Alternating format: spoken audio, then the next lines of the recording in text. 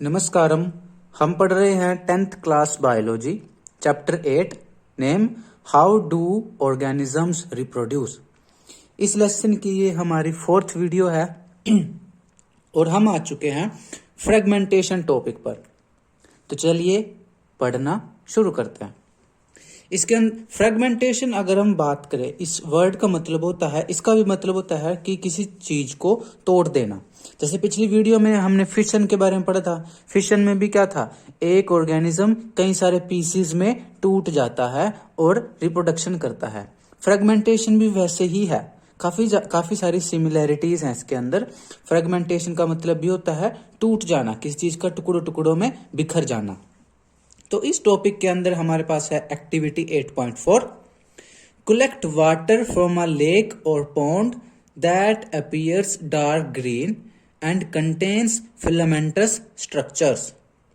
कि आप किसी झील का या फिर किसी तालाब का पानी इकट्ठा कीजिए और वो ऐसा पानी लीजिए जो डार्क ग्रीन, जो बहुत गहरा हरे रंग का दिखाई दे रहा हो और जिसके अंदर फिलामेंटस स्ट्रक्चर हो। फिलामेंटस स्ट्रक्चर मतलब धागे जैसी संरचनाएं। कई बार आप पानी देखते हो किसी तालाब का, हरा हरा होता है, बहुत ग्रीन होता है, उसमें आप हाथ डाल के देखोगे तो उसके अंदर आपको धागे धागे से आ जाएंगे आपके हाथ के ऊपर, हरे हरे रंग के धागे से। उसी को कहता है फिलामेंटस स्ट्रक्चर्स। तो आप वो ऐसा हरा पानी आप इकट्ठा कर लीजिए। Put 1 or 2 filaments on a slide. अब इनमें से आप एक या दो धागा, जो आपको ग्रीन ग्रीन धागे निकले हैं उस पानी में से, उसमें से एक फिलामेंट या दो फिलामेंट आप एक स्लाइड पर रख लीजिए।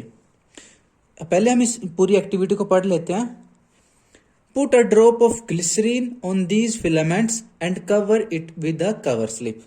अब आप क्या कीजिए, चलो पहले मैं लिखता हूं। जैसे अभी आपने क्या किया, स्लाइड ले लिया आपने एक, जैसे मान लो ये स्लाइड है।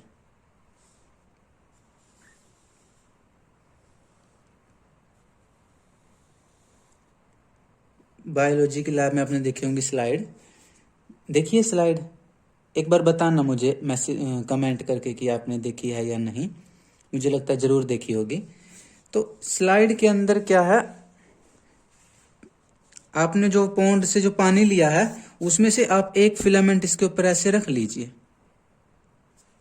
इतना आपने कर लिया। फिर आप क्या कीजिए, put a drop of glycerine on these filaments and cover it with a cover slip. अब आप इस फिलामेंट के ऊपर ग्लिसरीन डाल दीजिए। ग्लिसरीन क्या होता है, जेली जेली लाइक सब्सटेंस होता है, जो स्लाइड बनाने में काम आता है। इससे स्ट्रक्चर साफ साफ दिखाई देता है और स्लाइड जो है ज्यादा टाइम के लिए हम प्रिजर्व कर सकते हैं और स्ट्रक्चर हमें साफ साफ दिखाई देता है। तो इस पे आपने एक या दो बूंदें ग्लिसरीन जेल की डाल देनी है और फिर उसके ऊपर आप एक कवर स्लिप लगा दीजिए। कवर स्लिप भी कैसी होती है, पतली सी कांच की होती है, स्क्वायर के शेप में या रेक्टेंगल के शेप में, वो आप इसके ऊपर रख दीजिए। इससे क्या होता है, हमारा जो स्पेसिमेन है, जो फिलामेंट है, ये हिलती नहीं है और हम माइक्रोस्कोप में अच्छी तरह से इसको देख सकते हैं, स्टडी कर सकते हैं। Observe the slide under a microscope. फिर आप इसको, इस स्लाइड को माइक्रोस्कोप में देखिए। Can you identify different tissues in the spirogyra filaments. अब आप इसके अंदर क्या देखते हो, जब आप इसको माइक्रोस्कोप के अंदर देखोगे, इसमें आपको एक गन्ने जैसा स्ट्रक्चर दिखाई देगा। कैसे, एक मल्टी सेलुलर स्ट्रक्चर। इस तरह से मैं थोड़ा जूम करके बना रहा हूँ, आपको वहां पर भी ऐसे ही दिखाई देगा, जूम हो करके ऐसा लगेगा आपको जैसे गन्ने जैसा स्ट्रक्चर हो। एक्चुअल में क्या होती है, वो सेल्स होती है, ग्रुप ऑफ सेल्स आपको ऐसे दिखाई देगा इस तरह से। इनके बीच में आपको न्यूक्लियस भी दिखाई देगा, ऐसे ग्रीन से आपको ऐसे सेल्स दिखाई देंगी। ये है वो फिलामेंट। एक्चुअल में क्या होती है, ये एल्गी होती है और इसका नाम होता है स्पायरोगायरा। स्पायरोगायरा। तो ये मल्टी सेलुलर है। अब क्या होता है, ये फ्रेगमेंटेशन प्रोसेस से डिवाइड करती है और रिप्रोडक्शन करती है। क्या करता है, ये स्पायर वगैरह टूट जाता है टुकड़ों में, और मान लो अगर ये 3 पीस में टूट गया तो 3 के 3 पीस क्या बन जाते हैं, डॉटर आगे वो बन जाते हैं, बेबीज बन जाते हैं। ठीक है, बेबीज बन जाते हैं, ऑफ स्प्रिंग बन जाते हैं, और तीनों के तीन नई स्पाइरोगायरा बन जाती है। इसको आप 2 टुकड़ों में तोड़ दो, 2 स्पाइरोगायरा बन गई, 3 में तोड़ दो, 3 बन गई। तो इसको बोलते हैं फ्रेगमेंटेशन। ठीक है, अभी आगे पढ़ते हैं। In multicellular organisms with relatively simple body organizations, simple reproductive methods can still work। कि वो मल्टीसेलुलर ऑर्गेनिज्म जिनकी बॉडी सिंपल है, ज़्यादा कॉम्प्लेक्स, ज़्यादा एडवांस नहीं है, वो क्या करते हैं, सिंपल से मेथड से भी रिप्रोडक्शन कर सकते हैं। स्पाइरोगायरा फॉर एग्जाम्पल, जैसे कि स्पाइरोगायरा का एग्जाम्पल है, ये एक एल्गी है, काई है, और इसका नाम है spirogyra. Simply breaks up into smaller pieces upon maturation. अभी आपने देखा स्पाइरोगायरा कैसी होती है, फिलामेंट्स होती है, धागे जैसी स्ट्रक्चर होती है। ये क्या करती है, जब ये मैच्योर हो जाती है तो ये छोटे छोटे पीस में टूट जाती है। दीज पीसेस और fragments grow into new individuals. ये जो टुकड़े बने हैं, ये जो पीसेस बने हैं स्पाइरोगायरा के, ये नए स्पाइरोगायरा बन जाते हैं, यानी कि यही बेबीज बन जाते हैं, यानी कि रिप्रोडक्शन हो जाता है। Can we work out the reason for this based on what we saw in activity 8.4। अच्छा, इसको कहते हैं, इसका रीजन बताइए। देखिए, ये एक सिंपल सी प्रोसेस है, क्योंकि अभी मल्टीसेलुलर ऑर्गेनिज्म तो है नहीं, यूनिसेल्युलर से तो ये थोड़ा एडवांस है, लेकिन अभी भी सिंपल है। इसमें ऐसा नहीं होता कि ब्रेन, इसमें बड़े बड़े वो नहीं है, अलग अलग स्पेशल टिश्यूज नहीं होते इनमें। ऐसा नहीं है कि इसमें रूट्स हों, लीव्स हों, फ्रूट लग रहे हों, ऐसे एडवांस टिश्यू नहीं होते इसमें। तो ये क्या करते हैं, ये सिंपल से तरीकों से डिवाइड कर जाते हैं। तो जो ये स्पाइरोगायरा है, क्या करती है, इसको आप सिंपली, कई बार अपने आप ही टूट जाती है, जैसे वेव्स वगैरह चली, आपने पानी में पत्थर फेंका, ऐसे लहरें वगैरह उठी, तो उससे क्या होता है, ये स्पाइरोगायरा पीसेस में टूट जाती हैं, और वो पीस क्या बन जाते हैं, बेबीज बन जाते हैं, और रिप्रोडक्शन हो जाता है। इसमें ऐसे स्पेशल अलग अलग टिश्यू नहीं होते। क्या होता है, जो ये एल्गी है ये प्लांट्स में आती है, लेकिन ऐसा नहीं है कि स्पाइरोगायरा पे फ्रूट लगते हों, फूल लगते हों, लीव्स लगती हों, रूट्स हों, स्टेम हो, ऐसा कुछ नहीं होता। हाँ, ये फोटोसिंथेसिस करती हैं, बट इनमें अलग अलग स्पेशल टिश्यूज ऐसा कुछ नहीं होता, तो ये उतनी एडवांस नहीं होती। तो इसको आप सिंपल पीस में तोड़ दोगे, वही बेबी बन जाता है। ये नेचर का चमत्कार है, एक तरह से ये नेचर ने बनाई है। This is not true for all multi cellular organisms. लेकिन ऐसा दूसरे जो मल्टी सेलुलर ऑर्गेनिज्म है उनके केस में ऐसा नहीं होता। जैसे इंसान का ही देख लो, हम मल्टी सेलुलर हैं, हमारे टुकड़े कर दो 2-3, तो ऐसा तो नहीं है कि 2-3 बच्चे बन जाएंगे। तो यानी कि फ्रेगमेंटेशन जो है वो इंसानों में लागू नहीं होती। आप कोई और ले लो, जैसे आप मान लो बकरी ले लो, गोट ले लो, गोट के 4 टुकड़े कर दो, तो ऐसा नहीं है कि गोट के 4 बेबीज बन जाएंगे। तो गोट में क्या है, ह्यूमन में क्या है, फ्रेगमेंटेशन नहीं होती। तो सभी केसेस में, सारे मल्टीसेलुलर में फ्रेगमेंटेशन प्रोसेस से रिप्रोडक्शन नहीं होता। ये कुछ एक में होता है, जैसे स्पाइरोगायरा में होता है। अच्छा, एक बात और, अभी पीछे आपने देखा था फिशन में भी क्या था, एक ऑर्गेनिज्म 2 या 2 से ज्यादा पीसेस में टूट गया था और वही बेबीज बन गए थे। और आज हम पढ़ रहे हैं फ्रेगमेंटेशन में भी क्या है, एक ऑर्गेनिज्म 2 या 2 से ज्यादा टुकड़ों में टूट गया, वही बेबीज बन गए। तो जब दोनों प्रोसेस सेम ही है तो फिर अलग अलग नाम क्यों दिए? उसका फिशन दे रखा है, ये फ्रेगमेंटेशन, दोनों एक ही टॉपिक में क्यों नहीं कवर किए? सोचिए, फिशन का मतलब भी टूटना है और बेबीज बनना है, फ्रेगमेंटेशन का मतलब भी टूटना है और बेबीज बनना है। तो जब दोनों सिमिलर दिख रहे हैं तो ये आपकी बुक में अलग अलग क्यों लिखा है? सोचिए। देखिए, इसमें एक डिफरेंस भी है। इसमें एक डिफरेंस क्या है, जो फिशन होता है वो आप देखा वो यूनिसेल्युलर ऑर्गेनिज्म में होता है, जैसे कि अमीबा में, लेशमैनिया में, प्लाज्मोडियम में। ध्यान रखना, फिशन हमने कहाँ पढ़ा, यूनिसेल्युलर ऑर्गेनिज्म में पढ़ा। लेकिन अब हम पढ़ रहे हैं फ्रेगमेंटेशन किस में हो रहा है, मल्टी सेलुलर ऑर्गेनिज्म। और फ्रेगमेंटेशन में अब तक हमने एक एग्जाम्पल पढ़ा है स्पाइरोगायरा का। आया समझ में? आगे बढ़ते हैं। They can not simply divide cell by cell, कि जो मल्टी सेलुलर ऑर्गेनिज्म है वो सेल बाय सेल नहीं डिवाइड करते। इस लाइन का मतलब क्या है? इस लाइन का मतलब है कि मान लो एक ऑर्गेनिज्म है, उसमें 1000 सेल हैं। अगर वो 1000 की सेल डिवाइड कर जाएं तो बन जाएंगी 2000 सेल। अब 2000 सेल फिर अलग हो जाएं, 1000 और 1000, और 2 बेबीज बन जाएं। लेकिन ऐसा नहीं होता। ऐसा नहीं है कि बॉडी में जितनी भी सेल है सारी एक बार डिवाइड करें और फिर एक ऑर्गेनिज्म अलग निकल जाए कटकर, एक ऑर्गेनिज्म अलग निकल जाए कटकर। ऐसा नहीं होता। The reason is that many multicellular organisms, as we have seen, are not simply a random collection of cells. ऐसा इसलिए नहीं होता क्योंकि जो काफी सारे मल्टी सेलुलर ऑर्गेनिज्म जो हम देख चुके हैं वो ऐसा नहीं है कि वो सिर्फ सेल्स का एक गुच्छा है, वो सिर्फ सेल से मिलकर बने हैं। ऐसा नहीं होता। कैसा होता है? उनके अंदर स्पेशल सेल होती है, जैसे ब्रेन में अलग सेल, बोन में अलग सेल, आईज में अलग सेल, लीवर में अलग सेल, लंग्स में अलग सेल, और क्या है, स्टमक में अलग सेल्स।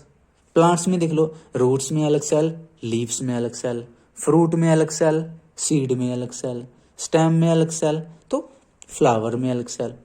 तो कहता है कि मल्टी सेलुलर ऑर्गेनिज्म काफी सारे कॉम्प्लेक्स हैं, उनमें अलग अलग तरह की सेल्स होती हैं। तो ऐसा नहीं है कि आप सिंपली उनको डिवाइड कर दोगे और बीच में से काट कर 2 और बेबीज बना दोगे। ऐसा उनके केस में पॉसिबल नहीं होता है।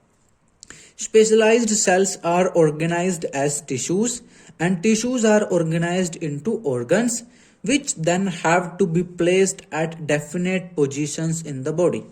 अच्छा, इससे पहले मैं एक छोटा सा चार्ट बनाता हूँ। छोटा सा है, क्या है कि देखो हमारी बॉडी में सबसे छोटे लेवल पे कौन होते हैं? कौन होते हैं? सेल्स। सेल्स से मिलकर बनते हैं टिश्यूज,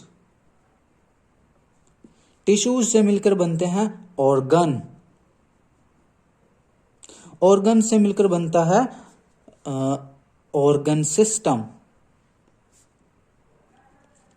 और सारे ऑर्गन सिस्टम से मिलकर बनती है बॉडी। आया समझ में? कैसे? हमारी बॉडी में काफी सारी सेल्स हैं और ग्रुप ऑफ सेल्स क्या बनाती हैं? टिश्यूज बनाती हैं। अब अलग अलग टिश्यूज अलग अलग ऑर्गन में होते हैं। जैसे ब्रेन में अलग टिश्यू है, आईज में अलग टिश्यू है, लंग्स में अलग टिश्यूज है। तो ऑर्गन बन गए। ऑर्गन मतलब अंग। ऑर्गन बन गए, ऑर्गन से फिर ऑर्गन सिस्टम बनता है। ऑर्गन सिस्टम, कई सारे ऑर्गन मिलकर एक सिस्टम बनाते हैं, जैसे सर्कुलेटरी सिस्टम, जैसे डाइजेस्टिव सिस्टम, जैसे रिप्रोडक्टिव सिस्टम, जो हम रिप्रोडक्टिव सिस्टम पढ़ेंगे इस लेसन में, और जैसे नर्वस सिस्टम। हमारी बॉडी में जितने भी सिस्टम होते हैं सारे सिस्टम मिलकर बनाते हैं एक बॉडी। आया समझ में? ये एक तरह का एक ब्यूटीफुल सा चार्ट है। इस चार्ट से रिलेटेड ही यहां पर लिखा हुआ है। देखिए कहां गया,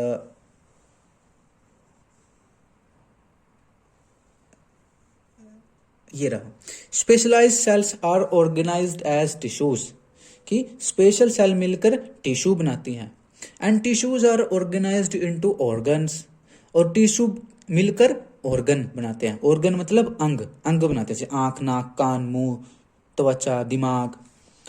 विच then have to be placed at definite positions in the body, और ये ऑर्गन होते हैं, ये शरीर में एक स्पेशल पोजीशन पे होते हैं। जैसे सर हमेशा ऊपर होता है, ऐसा नहीं है किसी के सर कमर में है। जैसे दिमाग हमेशा सर में होता है, ऐसा नहीं होता कि दिमाग किसी घुटनों में है। कुछ लोग कह देते हैं कि तेरा दिमाग घुटनों में है, बट बायोलॉजिकली ऐसा नहीं होता। किसी का दिमाग घुटनों में नहीं है, दिमाग सिर में ही होता है। ऐसा नहीं है आंखें सिर में ही होती हैं, ऐसा नहीं आंखें पीठ में है, किसी की गर्दन के पीछे आंख है, किसी की नाक जो है टांग के नीचे है, ऐसा नहीं होता। सारे ऑर्गन अपनी पोजीशन पे ही होते हैं, जो स्पेशल पोजीशन है। In such a carefully organised situation cell by cell division would be impractical. इस तरह का है, हमारी बॉडी जो है ऑर्गेनाइज्ड है, पूरी मतलब एक सिस्टम के अकॉर्डिंगली बनाई गई है। तो हमारे अंदर ऐसा नहीं होता कि सारी सेल्स एक एक बार डिवाइड करके 2 बंदे पैदा कर दें, ऐसा नहीं होता। ये प्रैक्टिकली संभव नहीं है क्योंकि बड़ा कॉम्प्लेक्स है। Multicellular organisms therefore need to use more complex ways of reproduction. अब मल्टी सेलुलर ऑर्गेनिज्म क्या है? स्पेशल टाइप के ऑर्गेनिज्म है, इसलिए इनको रिप्रोडक्शन का तरीका भी स्पेशल होता है, कॉम्प्लेक्स होता है, मतलब ज्यादा जटिल, ज्यादा मुश्किल या ज्यादा एडवांस्ड होता है, ज्यादा उलझा हुआ, ज्यादा पेचीदा होता है। सिंपल ऑर्गेनिज्म में क्या था? 2 टुकड़ों में टूटा, दोनों बर्थडे, दोनों क्या हो गए? हैप्पी रिप्रोडक्टिव डे, दोनों का रिप्रोडक्शन हो गया। लेकिन कॉम्प्लेक्स ऑर्गेनिज्म में ऐसा नहीं होता, उनके लिए कॉम्प्लेक्स तरीका होता है। वो कौन सा तरीका है? वो हम पढ़ेंगे अभी। A basic strategy used in multicellular organisms is that different cell types perform different specialized functions. कि जो मल्टी सेलुलर ऑर्गेनिज्म होते हैं उनमें एक कैसी स्ट्रेटजी, कैसा तरीका, कैसी योजना होती है कि अलग अलग जो सेल्स होते हैं ना वो अलग अलग टाइप के काम करते हैं उनमें। जैसे यहाँ क्या कहता है कि जो मल्टी सेलुलर ऑर्गेनिज्म है उनकी बॉडी में जो सेल्स होती हैं वो अलग अलग सेल्स होती हैं और वो अलग अलग काम करती हैं। जैसे आप खुद सोचिए, दिमाग की सेल हमारा सोचने का काम करती है, आंखों की सेल्स देखने में हेल्प करती हैं, जो स्किन की सेल्स हैं वो टच करने में हेल्प करती हैं, जीभ की सेल्स स्वाद का बताती हैं, नाक में जो सेल्स हैं वो खुशबू बताती हैं। ये तो क्या है? अलग अलग सेल्स अलग अलग काम करती हैं। Following this general pattern, reproduction in such organisms is also the function of a specific cell type. तो ये क्या है? एक जनरल सा पैटर्न है कि अलग अलग सेल्स अलग अलग काम कर रही हैं। इसी तरह उनमें क्या होता है? रिप्रोडक्शन करने के लिए भी स्पेशल सेल्स होती है इनके अंदर। देखो, सोचने की अलग सेल है, देखने के लिए अलग सेल्स हैं, सुनने के लिए कान में अलग सेल्स हैं। उसी तरह बच्चा पैदा करने के लिए भी कॉम्प्लेक्स ऑर्गेनिज्म में अलग सेल्स होती हैं, अलग ऑर्गन होते हैं और स्पेशल सेल्स होती हैं। How is reproduction to be achieved from a single cell type if the organism itself consists of many cell types? अच्छा देखो, बहुत अच्छा क्वेश्चन पूछा इसने। How is reproduction to be achieved from a single cell type, कि reproduction कैसे possible है, कैसे बच्चा पैदा होएगा एक सेल से, यदि if the organism itself consist of many cell types. देखिए, मैं पहले बता दूं आपको, कोई भी बच्चा पैदा होता है ना, वो दुनिया में जब आता है तो सबसे पहले एक सेल आती है। आप, हम, आपके माता पिता, फादर, टीचर, सब के सब क्या थे? दुनिया में जब आए थे तो हम एक सेल थे, यूनिसेलुलर। बाद में हम बड़े हो गए, एक सेल से डिवाइड होकर के करोड़ों सेल का शरीर बन गया और अब हर रोज बढ़ते जा रहे हैं, बढ़ते जा रहे हैं, एक दिन फिर डेथ भी हो जाएगी। तो यहां कहता है कि इतना कॉम्प्लेक्स बॉडी है ऑर्गेनिज्म की, अलग अलग टिश्यू हैं, अलग अलग ऑर्गन हैं, तो एक सेल से कैसे बन जाते हैं? अब एक सेल से दिमाग कैसे बनेगा? एक सेल से हड्डियां कैसे बनेंगी? एक सेल से आंख कैसे बनेगी? एक सेल से खोपड़ी कैसे बनेगी? तो जब एक सेल से बॉडी बनी है लेकिन बॉडी में अलग अलग सेल्स हैं, तो एक सेल से अलग अलग सेल्स कैसे बन गई? ये बड़ा अच्छा क्वेश्चन पूछा है इसने, लेकिन फिर आगे आंसर भी दिया है। The answer is that there must be. अच्छा, इसका आंसर आप खुद सोचो, इसका आंसर आप ऐसे समझ सकते हो, जैसे जब बच्चे फर्स्ट क्लास में होते हैं, सेकंड में होते हैं और 10th क्लास में, हाँ अब तक आप 10th क्लास में हो, अब तक आप सारे एक ही क्लास में होते हैं। 10th के बाद क्या है? आपकी स्पेशलाइजेशन आ जाती है, कोई आर्ट में चला जाएगा, कोई कॉमर्स में चला जाएगा, कोई मेडिकल में चला जाएगा, कोई नॉन मेडिकल में चला जाएगा, कोई डिप्लोमा या कोई ITI करेगा, या कोई अलग अलग ब्रांच में चले जाओगे, आप स्पेशलाइजेशन में चले जाओगे।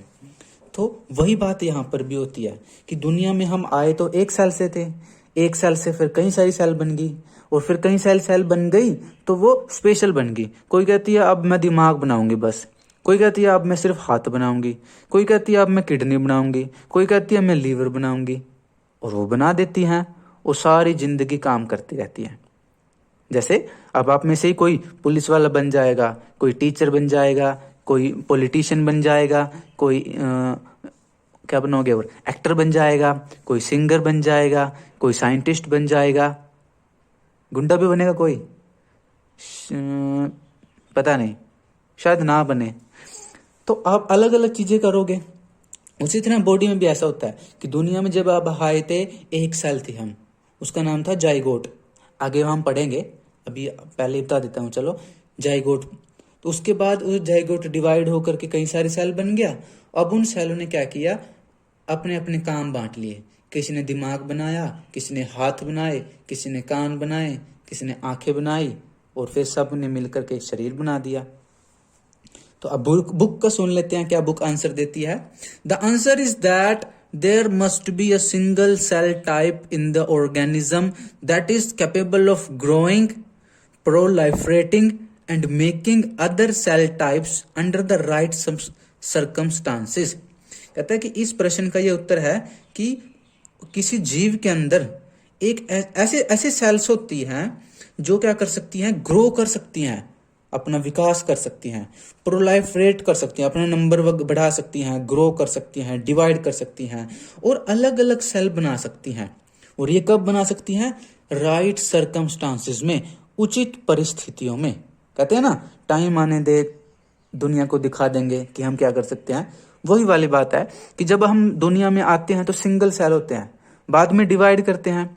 और वो जो सिंगल सेल होती है दुनिया में, जब हम आते हैं तो एक जो सिंगल सेल होती है वो बड़ी स्पेशल होती है। वो अलग अलग टाइम पर अलग अलग तरह से डिवाइड करती है, और वो अलग अलग टाइप के सेल्स बनाती चली जाती है। जैसे आपने सुना ही होगा, जैसे इंसानों में क्या होता है, माँ के पेट में जब, माँ के जो कोख में, माँ के गर्भ में जब बच्चा बनता है तो वो 9 महीने तक तैयार होता है। तो 9 महीने तक क्या है, अलग अलग दिन आते हैं, अलग अलग कंडीशन आती हैं, और वो सेल्स अलग अलग तरह से डिवाइड करता है। और जब 9 महीने के अंदर क्या है, पूरा बेबी बन जाता है, और 9 महीने के बाद फिर दुनिया में जन्म ले लेता है। तो वही बात यहाँ करके ये है कि जब दुनिया में जो एक सेल आती है किसी भी ऑर्गेनिज्म की, वो बड़ी स्पेशल होती है। वो अलग अलग कंडीशन में अलग अलग तरह से डिवाइड करती है, और काफ़ी सारी सेल्स पैदा कर सकती है, और फिर स्पेशल सेल्स पैदा कर सकती है, और लास्ट में पूरी बॉडी बना सकती है। जैसे एक इंसान कुछ भी कर सकता है, वैसे ही वो स्पेशल सेल होती है, वन सेल आर्मी। ऐसे वन मैन आर्मी होता है, तो वो जाइगोट क्या होता है, वन सेल आर्मी होता है। आया समझ में? तो अगले टॉपिक में मूव करते हैं, रीजेनरेशन। चलो एक काम करता हूं, रीजेनरेशन तो हम अगले वीडियो में पढ़ेंगे। तो आप अभी तक के लिए यहां तक पढ़िए। हमने देखो इसमें फ्रेगमेंटेशन में एक एग्जांपल पढ़ा है, किसका? एल्गी का, काई का, जो तालाबों में उगती है, और जिसका नाम है स्पाइरोगायरा। तो मैं रिक्वेस्ट करता हूं कि आप इस टॉपिक को अपनी एनसीईआरटी बुक से जरूर पढ़िएगा। मिलेंगे अगले टॉपिक के साथ अगली वीडियो में। तब तक के लिए keep smiling, stay healthy, study joyfully, all the best and नमस्कारम।